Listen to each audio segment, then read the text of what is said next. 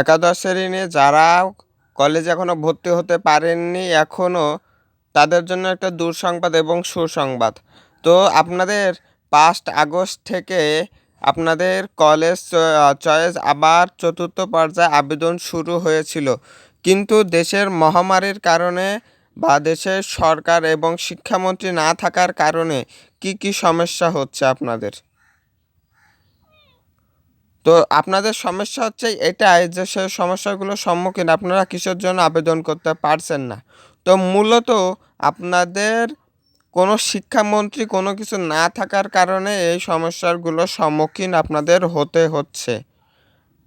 তো অনেকে বলছিলেন যে ভাই আমরা তো 4 তারিখ থেকে 5 তারিখ, আজকে 6 তারিখে পড়ে গেছে, তাও আমরা আবেদন কোনোভাবেই করতে পারছি না।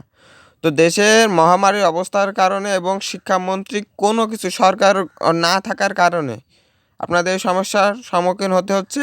এবং দেশের এখন সেনাপ্রধান এখন সকল দায়িত্বে, তারা সকলকে তারা একটা বৈঠকের পরে সকলে একটা বৈঠকের পরে তারা সকল সিদ্ধান্ত নেওয়ার পরে আপনাদের আবার পুনরায় সব কিছু আবার চালু হয়ে যাবে। এই নিয়ে দুশ্চিন্তার কোনো কারণই নেই, দুশ্চিন্তার কোনো কারণ নেই। তো অনেকেরই সমস্যা, কিন্তু যারা কলেজে চয়েস দিয়েছেন কিন্তু কোনো কলেজে এখনও চয়েস অংশগ্রহণে বা নেয় নাই, তাদের জন্য আবার দেওয়া হবে, নতুনভাবে আবার শুরু হবে।